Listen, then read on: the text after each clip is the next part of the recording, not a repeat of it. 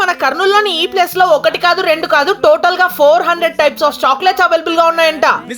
అంతెందుకు వీళ్ళ దగ్గర జోలో చిప్ తో పాటు దుబాయ్ ఫేమస్ కునాఫా చాక్లెట్ కూడా అవైలబుల్ గా ఉంది. వీడియోని ఇప్పుడే లైక్ చేసి మన పేజ్ ని వెంటనే ఫాలో అయిపోండి. అడ్రస్ ఎక్కడో చెప్తా.